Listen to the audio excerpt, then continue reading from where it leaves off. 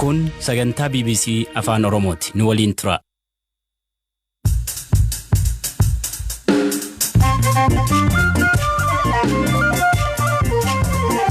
Yooyaa malee yooyaa dhaggeeffattoota raadiyoo BBC Afaan Oromoo sagantaan keenya Nairobi keenya irra dhufu jalqaba.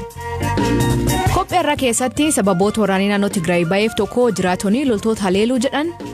እየደረሰበት ስለሆነ humni lammii kooti jedhee dugda isaa kennee deemu guyyaa guyyaan haleellaan irratti raawwatamaa waan jiruuf yeroo aara galfii yoo kennine wanti bara dabre nu yaaddeessaa ture. Miseensa gumii sabaa Abbuseen Dhengee kadhiyoo Nairobi du'e eenyu? Nam beelsi mufachiifne kanakoon mufachiifne nama ufirnaa yaadu nama gara ufirnaa gara naannoo qabsootti yaadu nama kokkomnaa nam taphataa nam qoosaa nam baay'ee. Kanadaatti ho'i cimaa lubbuu nama hedduu galaafachuu fi oduu dabalataa nu waliin tura an Asli Galgalooti.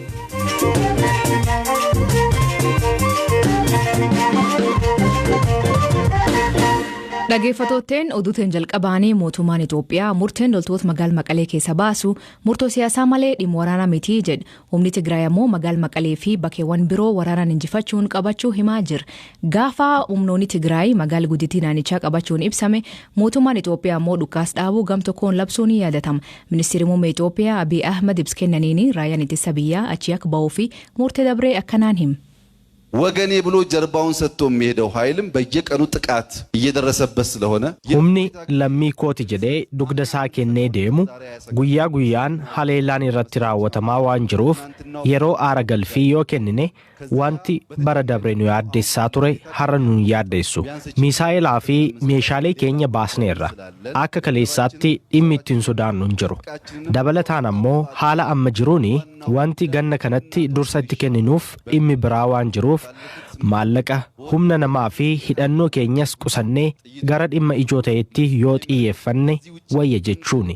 Ji'oota 8 darbanitti maallaqa naannichaa baay'ee jedhan kan himu ministeerri muummee Abiy jiraattota naannichaa waraana mootummaa irratti haleellaa raawwachuu hima. ባለፉት 8 ወራት በወታደራዊ መስክ ካለው ወጪ ውጪ Ji'oota 8 darbanitti baasii loltummaan jiruun ala rasaasa nyaataa fi uffannaa hin dabalatu. Kanaan alatti daandii, ibsaa, fayyaa, barnoota, ijaarsota garaagaraa fi soorata dabalatee raawwachiisuuf Tigraay keessatti birrii biiliyoona 100 ol baasneerra. Birrii biiliyoona 100 jechuun bajeta barana qabannu keessaa harka 20 jechuudha. Biiliyoona 100 jechuun bajeta waggaatti Tigraayiif ramadnu dachaa 13 fi 14 ol jechuudha. Waggaatti biiliyoona 8 qabannaayyuu. Baasii fi dadhabbii kana hunda erga goone booda garuu humnuma keenyaan sarara ibsaa suphuuf namoonni deeman du'aniiru. Nyaata raabsuuf wayita deemanitti ajjeefamaniiru. Tajaajila bilbilaa dabalatee kaanis ijaaruuf kanneen deeman balaan garagaraa irra gaheera. Haa ta'u malee namni tokkollee waan gaarii hojjechaa jirtu itti fufaa kan nuun jedhe hin turre. Hunduu sababa keessaniin beelli galaa jira. Eessii dhorkitan, kominikeeshiniis danqitan, waraana dhaabuu diddan, waraana Eertiraa galchitan kan jedhanii fi himannaawwan wal fakkaatoo taantu ture. አምና እንደምንሰጋው አይነት ስጋት በኢኮኖሚም በወታደርም በምንም sodaa bara dabre keessa gama diinagdee waraanaa fi kaaniin qabnu waan amma hin jirreef sodaa amma harkaa qabnu dhiisnee achitti humna keenya yoo qisaasne lama dhabduu ta'urra dabree faayidaan biraan irraa hin argamu. Jalqabarraa akka mootummaatti waraana yuunifoormii uffatee sarara qabuu fi bakka itti dhaabbatu kan beekutu nu mudatee ture. Kanaafis guyyoota 15 fi 20 nutti fudhate. Waraanni akkanaa kun guddoo nu rakkifne. Boodarra haala murtaa'een hirratus garee shiftaa tahee dhokatutu nu mudate.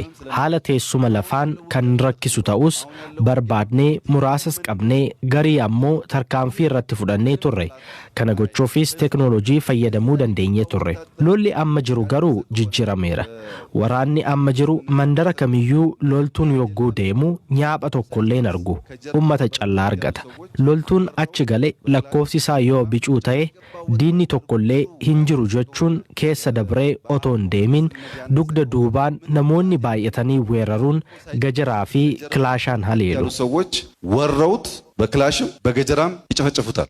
Raayyaa ittisa biyyaatti qindeessa ijaarsa waraana kataan Leeftinant Jeneraal Baacaa Dabalee waraanichi haali isa waan jijjiireef raayyaa ittisa biyyaatti ba'uu fi sabab ta'ee jedhe. ትግራይ ተከበሃል የከበቡህ ነገሌ ናቸው እነዚህ ማጥፋት አለብህ ትግራይ መርፈምቴታ ከንስመርሴ ጀረ ከነፋቲ isaan balleessuu qabna. Kanaan dura falmitee bilisa kan baafte har'as weeraruu fi qabeenya kee fudhatanii deemuu fi kanaaf ka'e jechuun irra deddeebiin duulli ture. Kuni maaliif nu waliin loluu caala uummata of dura qabuun waraanuuf. Sana booda sanyiin kakaasuun hawaasni hiriiree akkaataa kanaan wayita dhufu hawaasa kana ajjeesuun amala loltoota keenyaa miti. Tigraay keessatti humni bobbaafnee fi shororkeessitoonni akka qabaman nuti barbaannu waliin gitanii jeneraalota 17 caalan siiviloonni 10 hin caalan. Nuti garuu loltoota 50,000 caalan naannichatti bobbaafne. Tigraay kan seennee fi olaantummaa seeraa kabachiisuuf malee Maqalee yookiin immoo iddoo biraa bilisa baasuuf miti. Yeroo sanatti Maqalee qabannaa sababni jennee fi gatiin yeroo sanatti qabdu amma akka hojii waraanaatti gargare. Juntaa qabuuf asiif achitti loltoota bobbaasuun faayidaan ammatti qabu xiqqaadha. Sababiin isaa juntaan Itoophiyaaf sodaa guddaan uumu. Shororkeessummaan TPLF Tigraay keessatti uume daangaan qabu. Gara giddugaleessaatti Affaar, Raayyaa, Eertiraa fi Umaraatti socho'uu kan jedhamu humna dhabus yeroo kamiyyuu shororkeessitoonni kan raawwatan waan ta'eef waraanni keenya sadarkaa to'achuu danda'u irraan geenyeerra. Ministeer Deetaan Ministeera Dhimma Alaa Ambaasadar Ridwaan Hussein Gamisaatiin mootummaan Itoophiyaa ammaan booda wanta naannoo Tigraay keessatti raawwatamuuf itti gaafatamuu hin danda'u jedhu.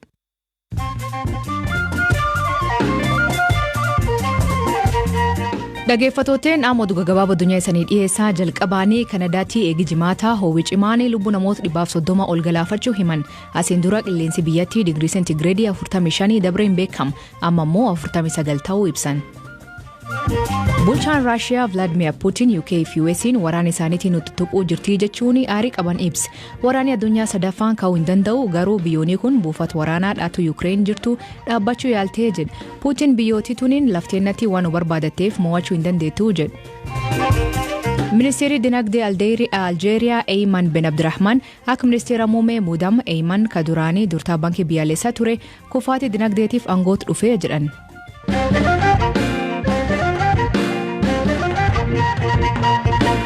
Adda bilisummaa Oromoo Abbaawutii miseensa gumii saabaa fi itti gaafatamaa dippiloomaasii biyya laka ture Abdheengee Huseen kan jimaata dabree Naayiroobii lubbuu dhabee nam qabsoo Oromoo keessatti qooda guddaa qabu jedhanii hiriyoonni qabsoo keessa waliin turan. Gaaf jijjiiramni dhufee jedhanii miseensonni Abbaawoo biyyatti galan karaa Booranaa Gujiitti hoogganaa ta'ee kageeggessaa ture is ta'uu himan. Nam jabaa, nam qaroo, nam taphataa fi qabsaawaa dhabnee jechuun namoonni hedduun gad qaban ibsachaa turan. Abdheengeen bakka dhaloota isaa godina Booranaa aanaa Mooyalee Tawwaalam Abbafatu Qallichaa firaa fi jaalisa.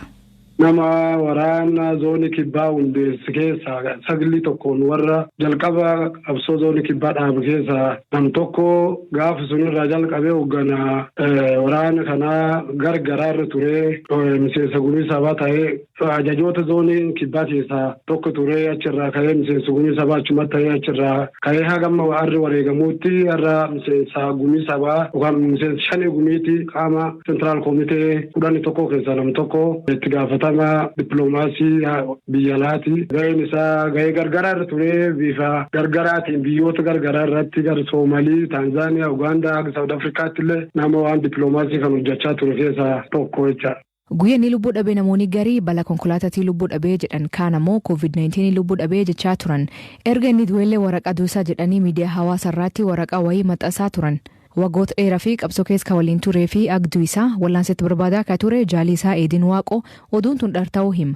Maaliin akka dhukkubsatee fi yaadannoo isaa akkanaan hima. Jaalleen gani nama waan hedduu jaallatamu. Jaalleen gani nama beeksii mufachiifne kan akka waliin mufachiifne nama ufirraa nama naaf ufirraa sabaaf yaadu nama dursee jaallan qabsooti yaadu nama gara ufirraa gara jaallan qabsooti yaadu nama kokkomnaa nam taphataa nam qoosaa nam baay'ee taphatu nam baay'ee qoosaa jaallatu nam baay'ee qoosaa jaalleen gani dhabuuni baay'ee waan beeku hedduu nu gaddisiise. Kanaaf jaalleen gabaa yaadatamuun baay'ee qabu waan danda'an callaan ibsi waan namni tokko callaan danda'e ibsi yeroo tokko opereeshinii wayiin nutti ka'ee opereeshinii sunirraa helikoophitarii wayiin dhufee helikoophitarii kaan akkan gubbaa ga'ee nam wayiin waliin muku jalaatti dhokatan jaalleen gani jala ijoo sirbee innaan ammoo atini ka helikoophitarii nurraa wanne tuuju sirbi ta'inaa maal goon dhufe dhabde nu fixu Waaqni waan bisu isaan bisu digaan gammachuun duuni qabsoo kee jira wanni dhibin jirtu illee yaal kaanti deebi. Kanaaf waan baay'ee nam dinqisiisate namni rakkoo feeteyyuu isaa gammachuu digaallee ganni nama akkasii ture. Kanaaf ammoo yoo gara fayyaa isaatti siseene eegani guyyaa dukaan irraa hagu guyyaa 25 yookaan 26 dhukkubsatee ture. Dhukkub kana hagu guyyaa 10 kemestuun gargaraati hospitaal miliqaa garaa irraan yaa ture. Yeroo jalqabaatti nimooniyaan nu jedhanii dawaa sun nyaachaa ture. Wanti kun wama ngoonee fennaan deebinee hospitaal geessine. Koofidii kan laalaalanii koofidii laalanii guyyaa 3 duubatti deebi'ee koofidii qabdaa jedhanii garuu amalisa qilleessu kun ba'uu dide akkasitti lubbuun isaa baate eegas ammoo inni du'e naana akkuma ammatee teekinooloojii gargaaraan ba'e dhalaan faca'e dhalaayaa hospitaalti nyaata irra ba'e ka ittisi duudaan eegee akkaataa inni itti du'edhanii namni wayii barreessee jira. Kun ammoo warreen kan tolchuu fedhi diinaa jaalleengee jaalataaf hin jennu akkuma ummati kun wal nyaatu akkuma ummati kun wal hannu akkuma ummati kun wal shakku godhuuf godhanii. Kanaaf ammoo kun akka dhalaa kan warri kun warri oloon kan hin goonaa yoo sunis akka nyaatamu hojii sun agarre dhalaan dokumentiin jaalleengee qabuyyuu wanni maqaan isaa suniyyuu kaama dheengee useen maqaa isaati garuu maqaan dokumentii isaa sun ta'uu dhabuun kasin nyaatan beeku sun ta'uu dhabuun warri nyaatame. Kanaaf waan uummatni kan itti sobuuf nyaachisu wanni godhanii kana akkasiin nyaatamanii jedhanii baga dheeranii baga salphatanii kana agarsiisnedha. Galatooma Abeedin. Galatooma sillee.